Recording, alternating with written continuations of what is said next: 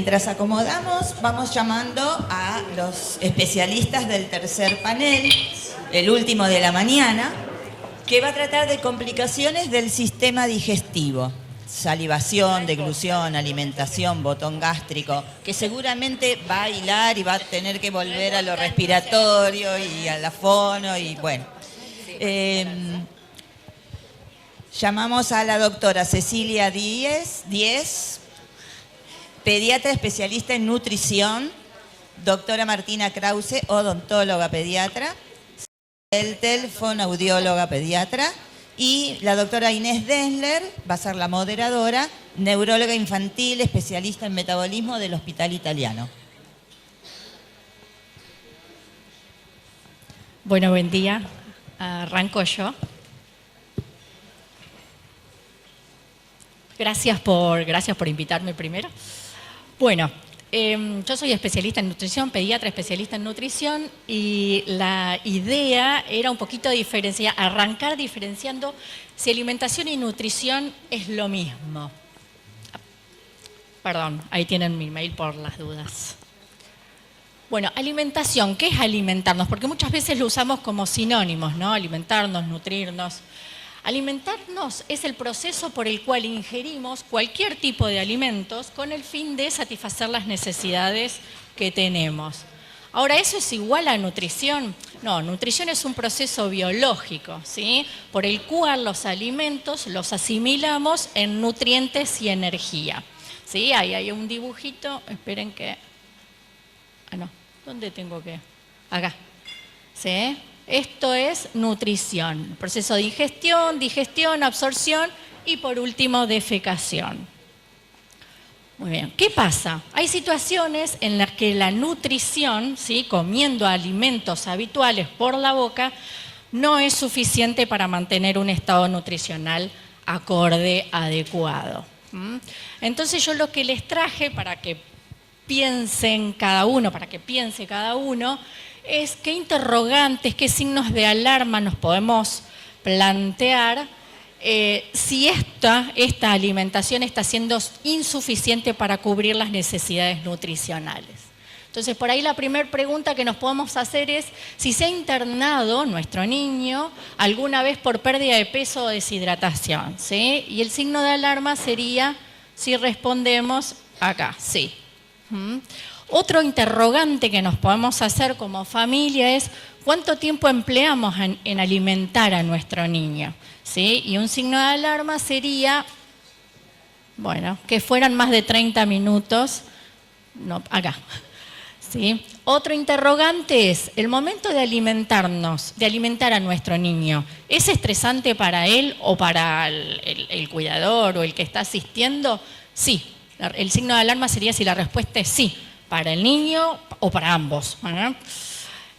Otro interrogante es si tu hijo gana de peso en forma adecuada.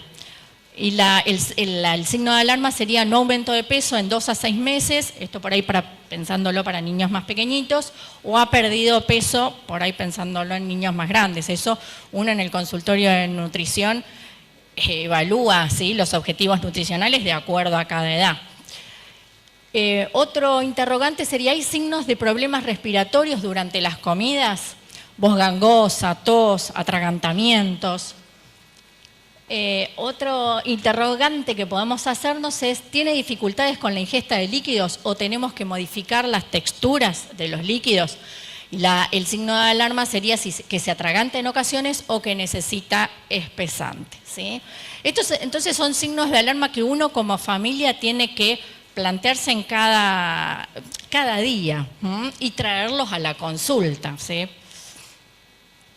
Bueno, entonces, cuando esto es repetido, cuando estos signos de alarma son varios a los que respondimos que sí o a los que fuimos aseverando, tenemos otras maneras de alimentarnos, es decir, de ingerir los alimentos que pueden ser complementarios a la vía oral o en algunas situaciones exclusivamente, ¿sí? Y para eso tenemos la sonda nasogástrica o la gastrostomía.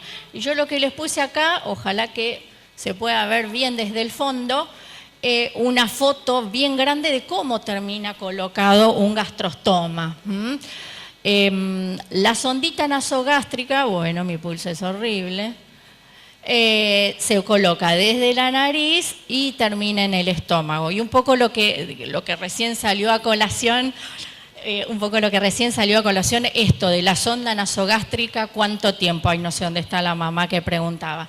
La sonda nasogástrica uno la plantea 3 a 6 meses, ¿sí? Si va a ser el uso prolongado a eso, tenemos que avanzar justamente a una gastrostomía. Pero si es algo momentáneo, uno puede utilizar una sonda nasogástrica.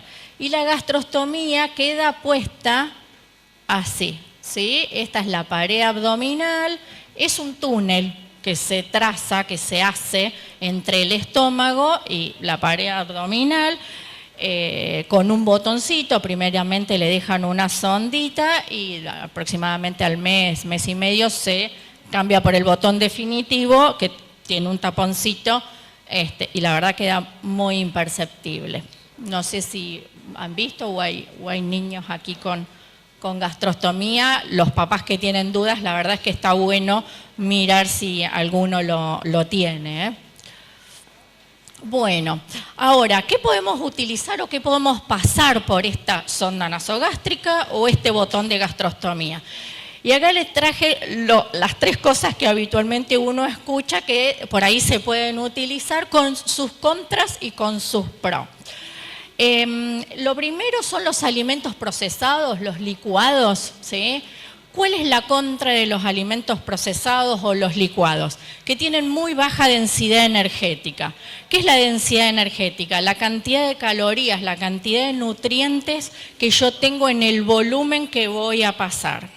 Como necesito licuarlo mucho, necesito aguachentarlo mucho para pasarlo por la sonda o para no romper el botoncito, la densidad calórica, la densidad de nutrientes me baja mucho. Entonces termino pasando por ahí mucho volumen, distiendo, la capacidad abdominal me llega a tope, me dificulta la respiración eso también. Entonces la verdad es que los alimentos procesados se desaconsejan mucho o se utilizan 1 o 2 veces al día, ¿sí? No toda la nutrición que sea a través de licuados.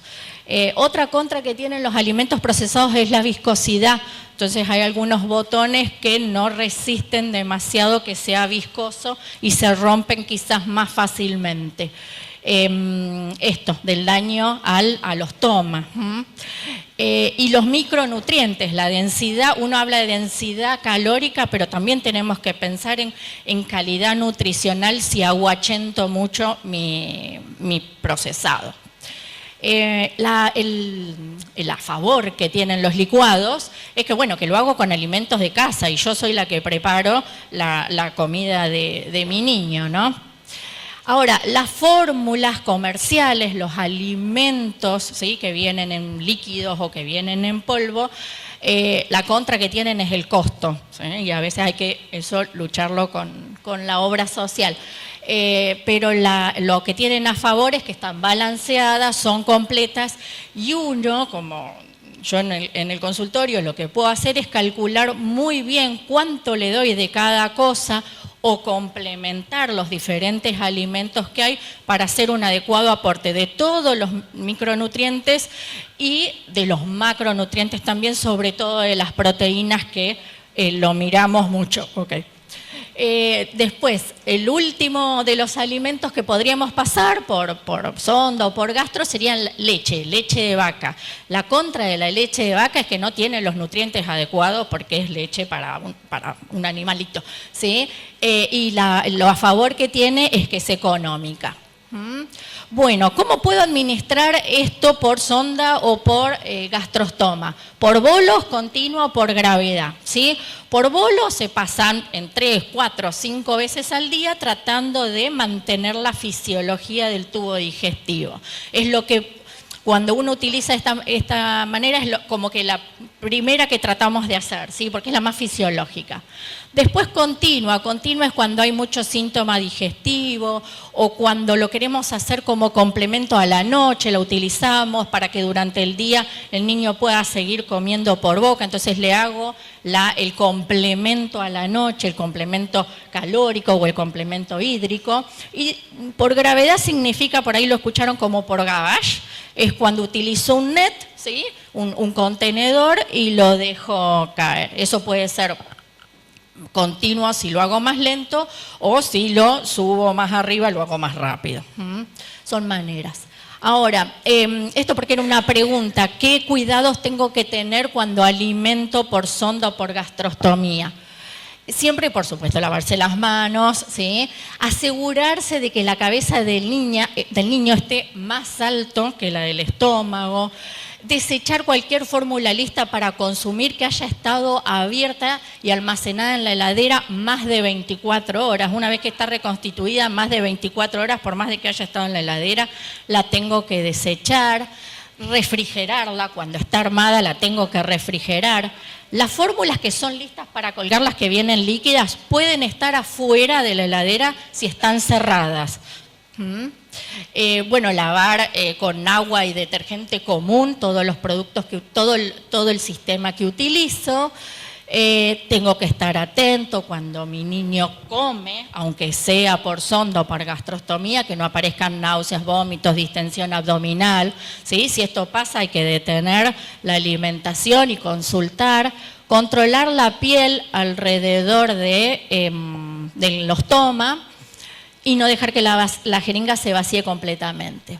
Bueno, y constipación, porque también era otra pregunta frecuente. La verdad es que es una complicación que se ve frecuentemente en pacientes o en niños que tienen alguna dificultad neurológica, porque por la posición, por las alteraciones esqueléticas que ya hablaron hoy, eso dificulta, por la no movilidad, por el bajo consumo de agua o de fibra, ¿sí? Entonces, lo primero, si hay constipación, lo primero que hay que revisar es el estado de hidratación, ¿no? O qué cantidad de agua libre, no jugos, no gaseosas, de agua libre estamos aportándole a nuestro niño o está ingiriendo nuestro niño todos los días. Después, otra cosa que se puede hacer, calcular la fibra que consume y suplementarlo con fibra o agregarle fibra. ¿Sí? El MST es un tipo de grasa que se utiliza que actúa como laxante y cuando está en medio bajo peso nos viene excelente. Y por último, pero no porque se use menos, ¿sí? Sino porque uno va haciendo como una escalerita, los laxantes convencionales, el Varex y el Lactulón, que seguramente los conocen. Y bueno, muchas gracias. La alimentación tiene que ser personalizada a cada niño y a cada familia. Y digo la alimentación, no la nutrición. La nutrición no se discute que tiene que ser para todos de la mejor calidad, pero la alimentación sí va a ser personalizada a cada uno. La interdisciplina, que ya la dijimos todos, creo, es fundamental. Y ojo, porque la malnutrición va a tener efectos nocivos, sí, sobre la salud de nuestros niños. Muchas gracias.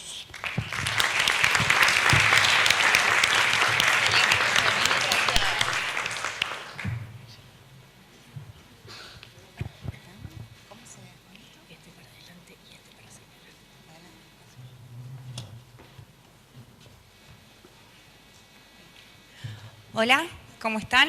Bueno, mi nombre es Martina Krause, yo soy especialista en odontopediatría, soy del Hospital Sor María Ludovica y bueno, y en todo lo que es mi práctica profesional me llevó a encontrarme con todos pacientes con o malformación craneofacial o con algún tipo de alteración neurológica. ¿Bien? Entonces, lo que yo les quería venir a contar, ¿sí? En todas las charlas que hemos visto hoy, lo que más me llamó la atención es que en el grupo interdisciplinario no hay un odontólogo, ¿sí? Pero eso puede ser por dos cosas. En primer lugar, por a lo que se asocia la odontología siempre que son tratamientos estéticos. Y no, yo por ejemplo no hago estética, ¿bien? Y en segundo lugar, el odontólogo por lo general no se involucra, si no está tan naturalizado lo que es el odontólogo hospitalario. Bien, siempre es, digamos, relacionado a un consultorio odontológico. Bien. Entonces, yo estoy acá para brindarles a ustedes información sobre todas las medidas preventivas que hay en la boca. Porque hay veces de que entre todos los especialistas que ustedes han recorrido, la odontología es la última. ¿Sí? O es cuando ya aparece sintomatología de dolor. Y yo creo que una de las cuestiones, digamos, más desestabilizantes es el dolor dentario. ¿Bien? Entonces es fomentar conductas preventivas, porque tanto la caries, que son las patologías más frecuentes en el mundo, ¿sí? La caries y la enfermedad periodontal, ¿sí? Lo tenemos todas las personas, caries y enfermedad periodontal, pero en chicos con alguna neuropatía es muchísimo más frecuente, ¿sí?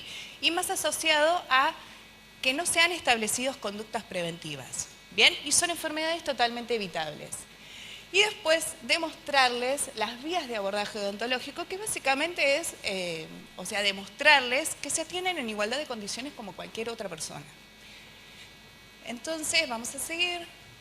Entonces, ¿cómo se planifica un tratamiento de un paciente con una patología neurológica o cualquier tipo de patología? Primero se hace un asesoramiento dietético, siempre en conjunto con los nutricionistas. En muchas ocasiones los pacientes con una patología neurológica o una patología, ayer hablando con Cecilia, ¿sí? Mucho dieta cetogénica, ¿sí? Por ejemplo, ¿bien? O que tienen que tener alguna consideración para la ingestión de ciertos nutrientes o que toman complementos, ¿bien? Después, una historia médico-odontológica. Uno puede realizar ciertas prácticas y tiene que tener mucho en cuenta las medicaciones que toman. Después, enseñanza de la técnica de cepillado. Ayer lo vimos, ¿sí? Cómo se usa, ¿sí? Primero enseñárselo al paciente, después enseñárselo a los padres o al cuidador. Y después utilizar lo que son los auxiliares en la odontología, ¿sí? Que son el hilo dental, lo que es el plack-out, lo que son los soft picks, que son como los escarbadientes, ¿sí? Pero el escarbadiente es el enemigo del odontólogo. ¿Bien? Entonces, son como unos palillos que son de plástico, los soft picks. Y las pastas dentales, y después los controles periódicos con un odontopediatra. Por lo general los que hacemos, los que tratamos personas con discapacidad, en un 90% somos odontopediatras. ¿Sí? Yo creo que por la paciencia más que nada. Pero, bueno. Entonces, bueno, como primera medida enseñarles lo que es la técnica de cepillado, ¿sí? Que por lo general está adecuada a lo que es la edad. Ayer les decía de que hay muchas estrategias, ¿sí? Que sobre todo lo hacemos con los terapeutas ocupacionales, en donde se puede adaptar la mano del paciente, ¿sí? A lo que es el mango del cepillo, ¿sí? Y eso implica una herramienta recontra independizadora de los chicos. O sea, para un montón de cosas dependen de ustedes, ¿bien? Entonces, digamos que en el cepillado, o eso en la manera de ser posible, ¿sí? Que lo hagan primero solos, ¿sí? Y después que vaya un adulto, ¿sí? A repasarle, ¿sí? O quien esté a su cuidado a repasar, digamos, en todo lo que es las piezas dentarias, sobre todo en las posteriores, porque, digamos, a lo que es la motricidad fina ellos no llegan, ¿bien? Entonces, por lo general se utiliza lo que es una técnica horizontal, ¿bien? Que es básicamente cepillar todas las caras del diente, primero por fuera, después en las caries, o sea, las superficies que muerden, ¿sí? Después un poco por dentro, ¿bien? Hay unos cepillos en particular, ¿bien? Que estuvieron mucho tiempo, que no entraron en el país, que son los Colin Curve, bien, que tienen como 3 superficies, ¿sí? Que cepillan cada cara del diente, ¿sí? Entonces el paciente lo único que tiene es que, uno, como cuidador, lo que tenemos que es estabilizar la boca, ¿sí? Con bajalenguas pegado o con cánulas de Mayo, se utiliza mucho las de las tráqueo, o con abridores bucales de silicona. Bien, se estabiliza la boca y se cepilla. Yo los encontré, me lo pasó la mamá de un paciente que viendo en Instagram, ¿sí? Es una fundación que queda en Devoto, bien, que es para ser feliz. Yo no tengo ningún tipo de comercio en ellos. La verdad es que los encontraron y estuvieron mucho tiempo sin entrar en el país, ¿sí?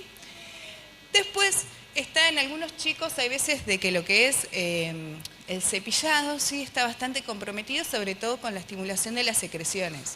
Entonces se utiliza lo que es la gasa, ¿sí? O lo que son estos dedos silicurados, ¿sí?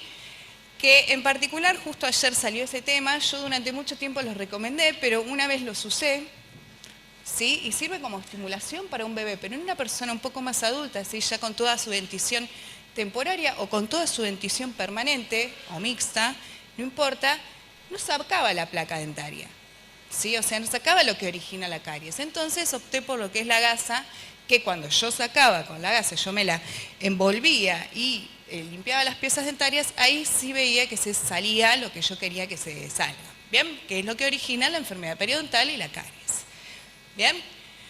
Ahí o no.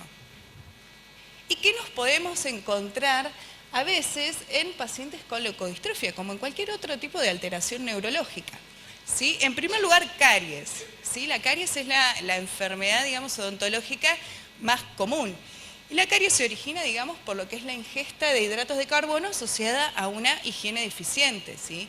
Si uno come constantemente hidratos de carbono, se generan muchísimos cambios en la saliva, ¿sí? Generando un medio ácido que favorece lo que es la pérdida de minerales de la pieza dentaria.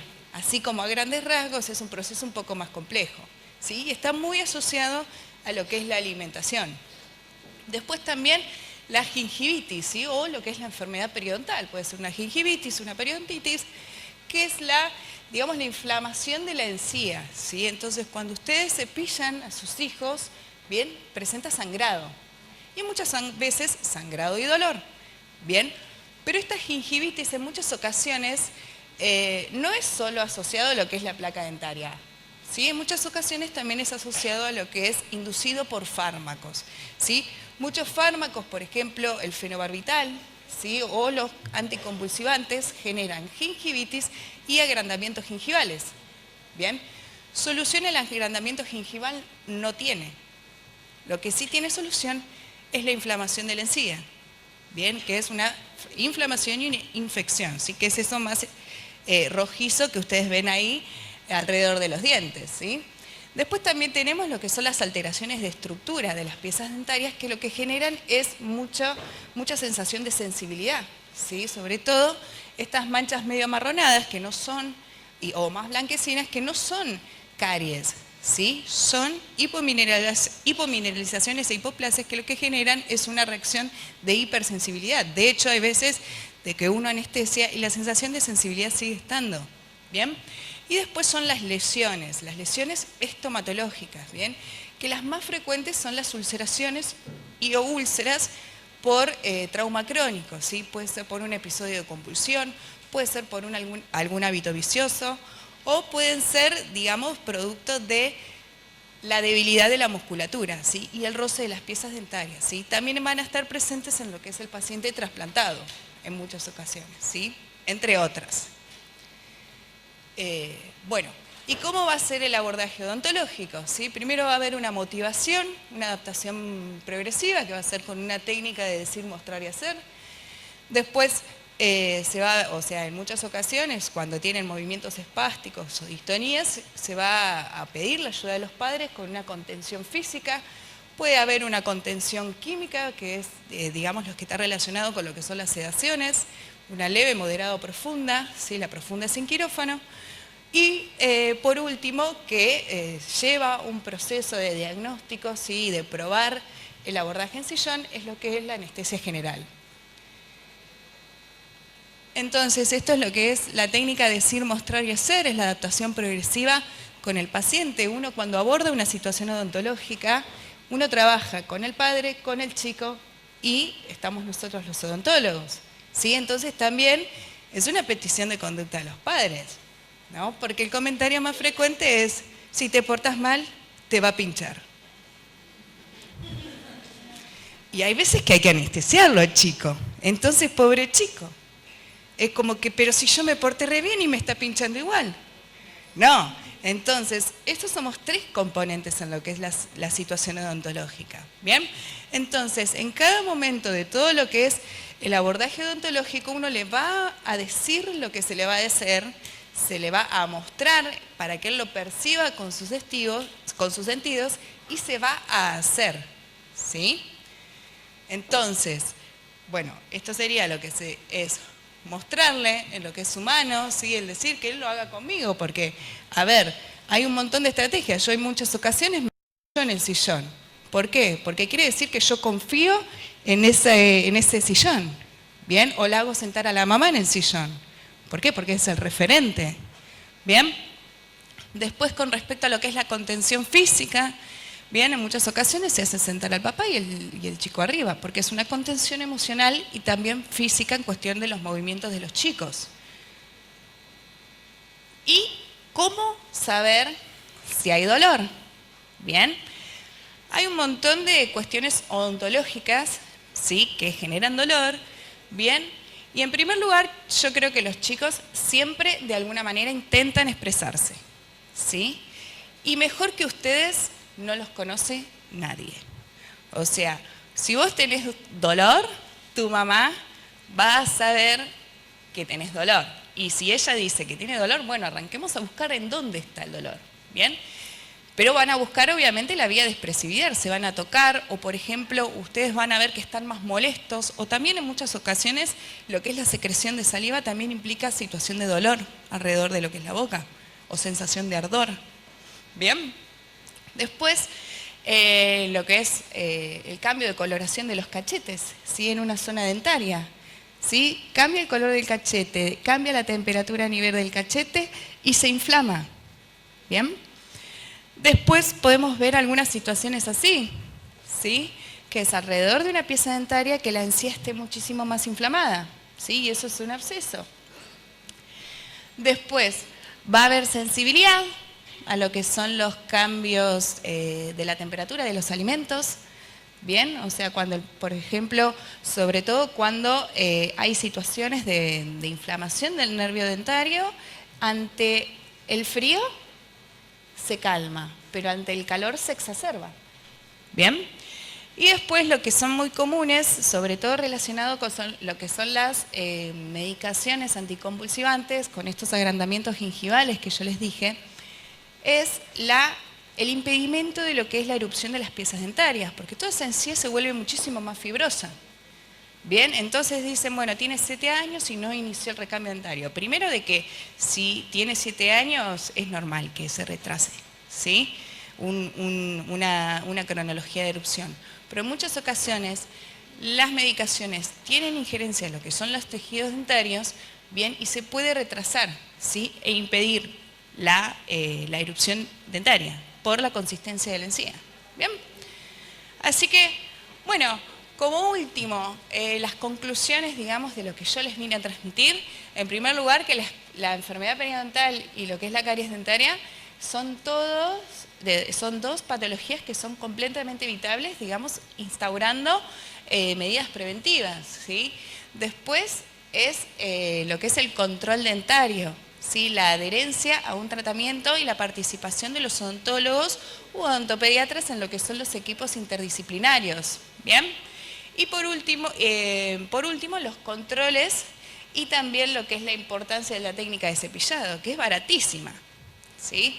O sea, es un cepillo, yo siempre recomiendo un cabezal pequeño con cerdas suaves o ultra suaves, ¿sí?, como para generar lo que es el menor sangrado posible. Bien, y las pastas dentarias va a depender de cada paciente, ¿sí? O sea, no es necesario, justo ayer Vero decía, una Egidium. Bueno, la Egidium está, digamos, comprometido lo que es el ingreso al país, ¿sí? Pero hay un montón de alternativas que si ustedes tienen, o sea, si ustedes dan vuelta y ven el prospecto de esa pasta dental, en los pacientes pediátricos o con algún tipo de consumo de medicaciones constantes y sobre todo vía oral, porque no nos olvidemos que los antibióticos o las medicaciones para los chicos tienen muchísimo contenido de azúcar, para que se lo tomen básicamente. ¿Sí? Así todo los tenés que andar corriendo por la casa. ¿Bien? Entonces, lo que ustedes se tienen que fijar de que tenga 1000 partes por millón de flúor. Lo que dice es flúor 1000 ppm. ¿Sí? Tiene que ser mayor a eso. Si dice 500 no sirve. ¿Sí? Vamos por otra. Bien, pero tiene que decir 1000, que es para el consumo de un paciente pediátrico o de alto riesgo cariogénico. ¿Bien? ¿Sí? Así que bueno, ahí estamos.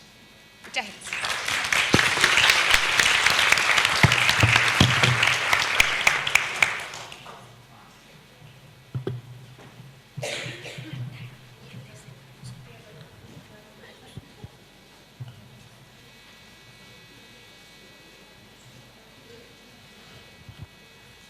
Bueno.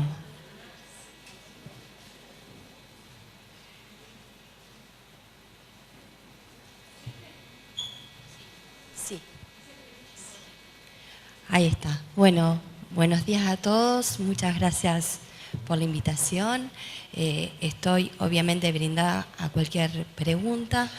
Yo soy fonoaudióloga en el Hospital Sor María Ludovica de La Plata. Estoy especializada en disfagia y en todos los trastornos de la deglución. Voy a tratar de dar un pantallazo general primeramente a lo que es deglución, ¿sí? Ya que se ha estado hablando mucho de deglución y a veces se sabe poco de deglución en función a cómo repercute, ¿sí?, los trastornos o las disfagias en la deglución en los problemas respiratorios. Por lo tanto, la deglución es un conjunto de conductas fisiológicas que sirven para trasladar el bolo alimenticio desde la boca hasta el estómago, de una manera segura. ¿Qué quiere decir segura? Quiere decir que no vaya ese alimento a vía aérea, bien a través de una penetración o aspiración. De manera eficaz, que alcance ese volumen alimenticio, o sea, ese alimento que ingiere por boca, desde un punto de vista nutricional.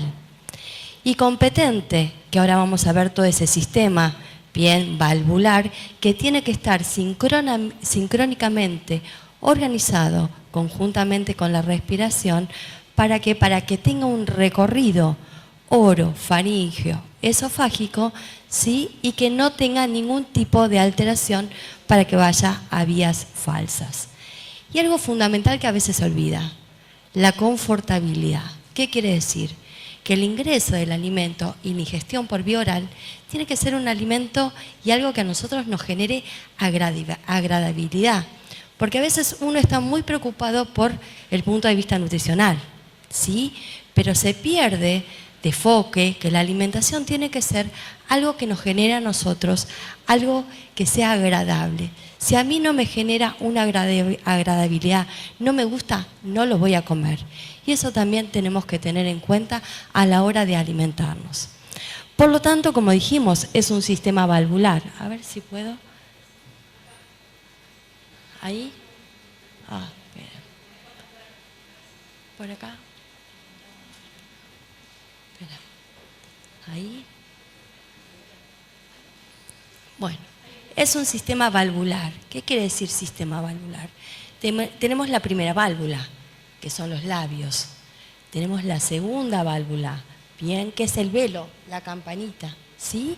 Y esa campanita, ¿qué tiene que hacer? Tiene que tocar con la base de la lengua. Entonces nosotros vamos a generar una presión. ¿Qué quiere decir? Que cuando nosotros generamos una presión de un alimento a la boca, podemos organizarlo, podemos masticar, podemos hacerlo cada vez más pequeño. ¿Para qué? Para poder pasarlo en una segunda instancia, esperen que pueda, ahí está, en una etapa, bien, laringofaringio, que es la etapa llamada la encrucijada aerodigestiva. Que si esa etapa, esa válvula no es precisa, bien, en vez de ir al esófago, o sea, al aspecto digestivo, va a ir a la vía aérea y va a tener posteriormente las complicaciones de las neumonías aspirativas o los cuadros bronquiales a repetición. Y por el otro lado, hay un comando neurológico, ¿sí?, que va a tener una jerarquía, y esa jerarquía, en un primer momento, que es a través refleja, el bebé toma la teta o toma el biberón, y se va a ir jerarquizando con la implementación de una jerarquía alimentaria, de un líquido, de un semisólido, de un sólido blando, a un sólido mucho más, obviamente, más conciso y más fibroso. Por lo tanto, ese sistema valvular va a depender de la válvula de los labios, de la válvula velolingual, para que el alimento no caiga y no escurra prematuramente, de la válvula nasofaringio, porque si esa válvula, cuando nosotros tragamos, ese velo, no se pone como un techito, ¿qué pasa? El alimento va detrás de la nariz, y también ese alimento detrás de la nariz, una nariz que está totalmente preparada para recibir aire, recibe alimento, ¿qué hace? Genera moco y a la vez se congestiona. Entonces el pasaje de aire es un pasaje de aire mucho más ruidoso. Y por el otro lado la válvula, bien, del vestíbulo laringio. ¿Qué tiene que hacer cuando va a pasar el bolo alimenticio? La laringe se tiene que ascender, se cierra la tapa, se cierra la tapita de la epiglotis, se cierran las cuerdas vocales, una presión negativa, y eso hace que genere una presión para que el alimento vaya directamente bien al esófago. Por lo tanto, hace que relaje, abra la tapita del esófago y pueda dirigirse el estómago, el bolo hacia el estómago. Otra cuestión que tenemos que tener en cuenta, que si este sistema valvular no está adecuado, también la deglución está relacionada con la función auditiva. ¿Sí? Hay una etapa muy íntima relacionada con la válvula velolingual y nasal, que si no se genera una buena presión, sí, el conducto auditivo está muy presente y muy relacionado, y pueden generar ¿qué? Pueden generar moco en ese oído.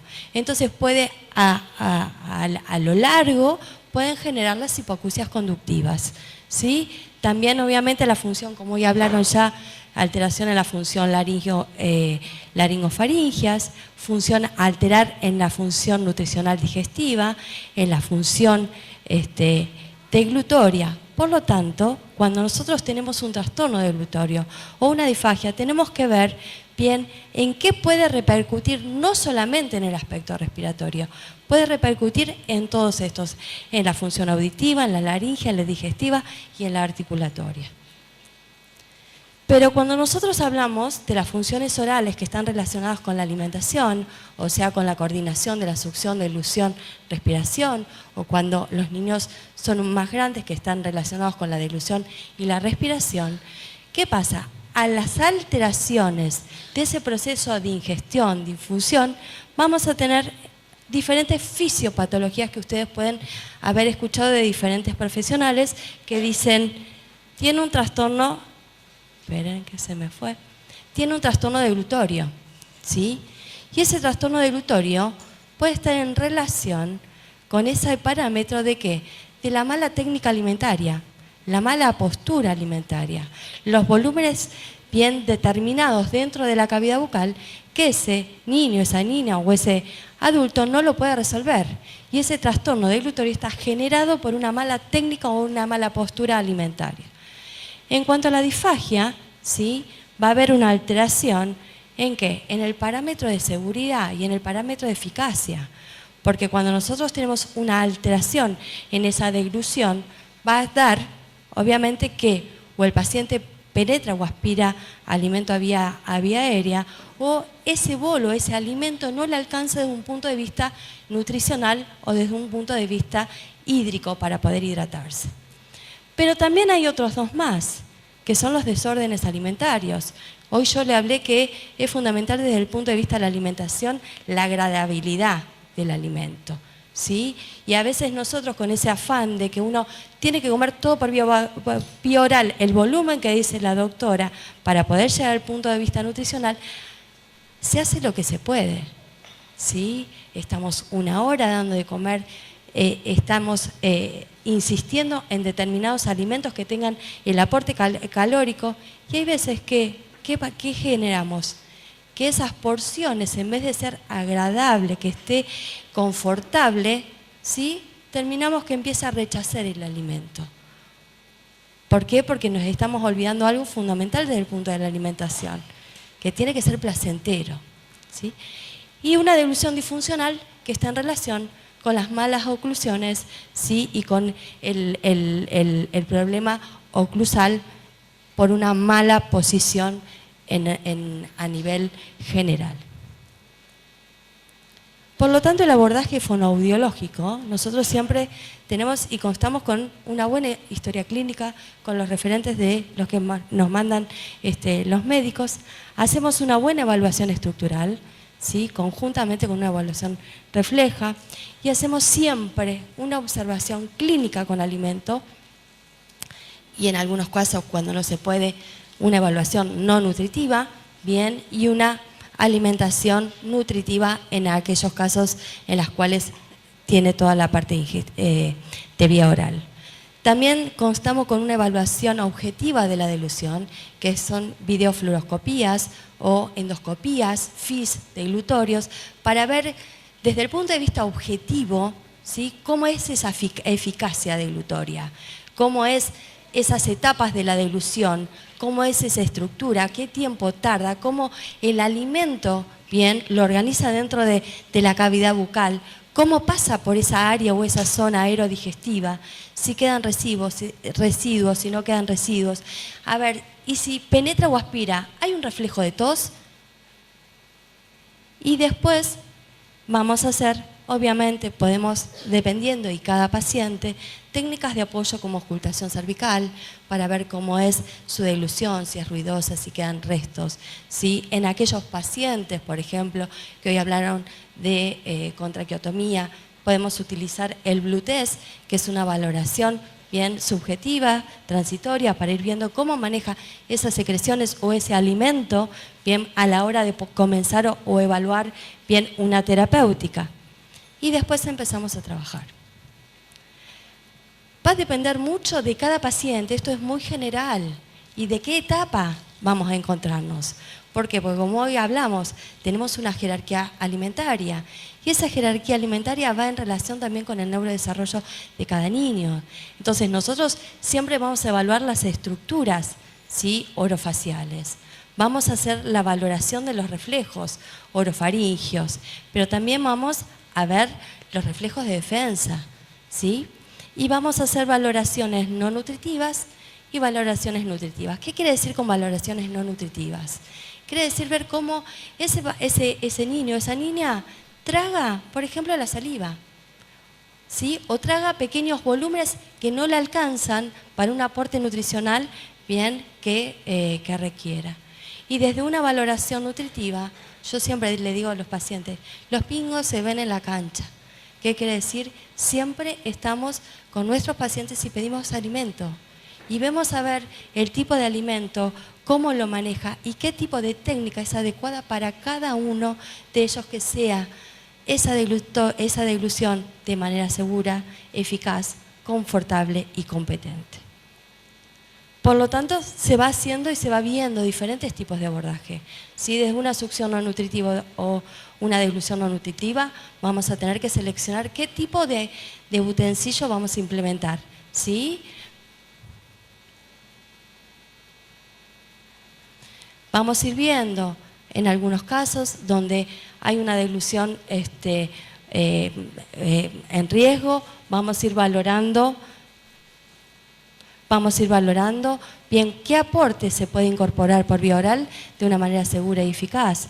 Vamos a ir teniendo, obviamente, siempre como estudios objetivos, la videofluoroscopía de la deglución o el FIS deglutorio.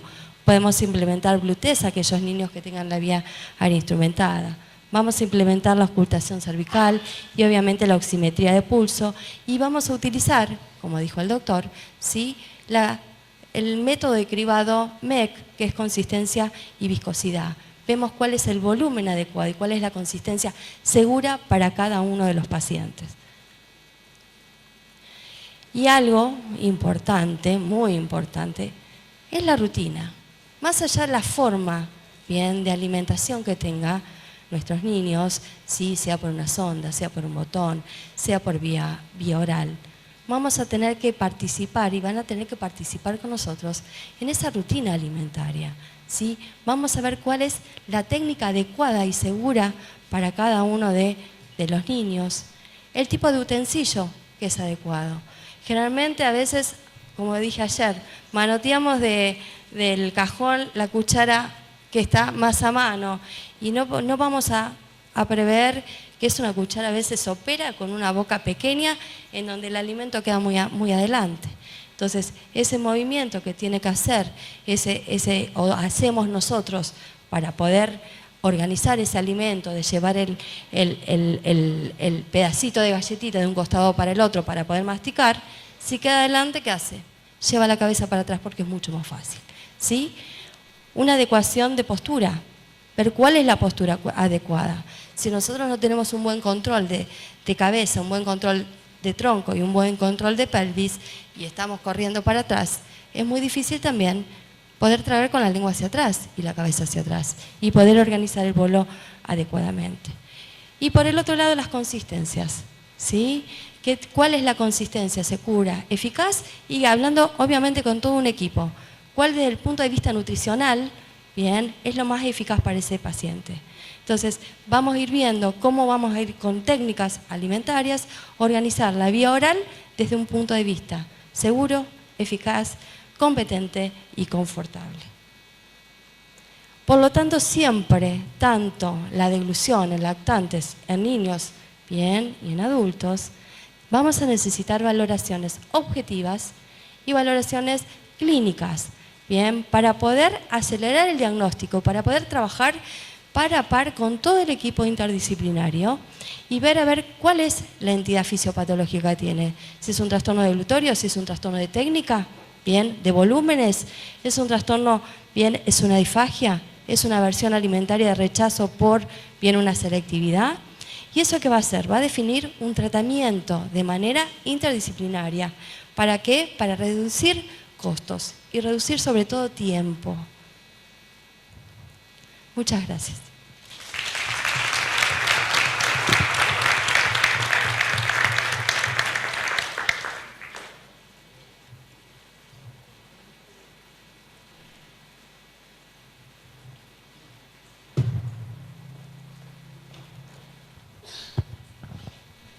Bueno, muchas gracias. Gracias a la Fundación por la invitación. Felicitaciones a las chicas por sus charlas. Yo soy la doctora Inés Dessler, yo trabajo en el Hospital Italiano, soy neuróloga infantil, en la sección de enfermedades neurometabólicas y en el Hospital de Niños de San Isidro. Lo que voy a hacer ahora, porque estas charlas fueron geniales, entonces yo hice lo que a mí me pareció de puntos como para resaltar. Bueno, uno era de la charla que habló Ceci, derribando mitos sobre la gastro, ¿no? Por ahí se habló en la charla previa muy poquito sobre cuándo me quedo con la sonda, cuándo, y dijo Ceci, ¿no? También, cuándo paso a la gastro. Bueno, tener en cuenta que es para asegurar el aporte. O sea, si bien a veces es una decisión que cuesta, hay que hacer como un duelo, como papás, pero es lo mejor para el paciente. O sea, asegura el aporte, eso previene complicaciones, ¿sí? Como neumonías aspirativas que se hablaron. También puede usarse a veces junto con la alimentación por boca o con alguna estimulación por boca, teniendo en cuenta esto de la gratificación, siempre y cuando sea segura. Por eso todas estas cosas que se hablaron son a medida del niño, ¿no? A medida del paciente. Y también a veces puede ser una herramienta transitoria, puede ser un periodo como para ganar peso, como para renutrir y bueno, ser algo transitorio. Y con respecto al aporte nutricional, también como han dicho acá las profesionales, tener en cuenta, es un traje a medida del paciente, tener en cuenta sus preferencias, el nivel de actividad del paciente. O sea, no todos los pacientes, a veces en los foros se hablan, a mi nene le dieron tal cosa, le dieron Ensure, ¿por qué no me dan a mí esto? Bueno, porque tiene que ver con el nivel de actividad de ese niño, con el gasto calórico. ¿Sí? También a veces el aporte nutricional se modifica en función de lo que le está pasando. Por ejemplo, si está enfermo o está con fiebre o se operó y tiene que reparar tejidos, entonces ahí cambia un poquito la dieta, busca mejor aporte proteico quizás. Catabolismo quiere decir cuando estamos con fiebre, nuestro cuerpo, aunque no nos movamos o estamos enfermos, no nos movemos, pero gastamos más energía y eso consume energía de músculo. Entonces, quizás en una situación de enfermedad, la nutrición cambia, por eso es algo dinámico. Y el último punto es la tolerancia, ¿no? En virtud de lo que tolera el paciente, que eso también han hablado.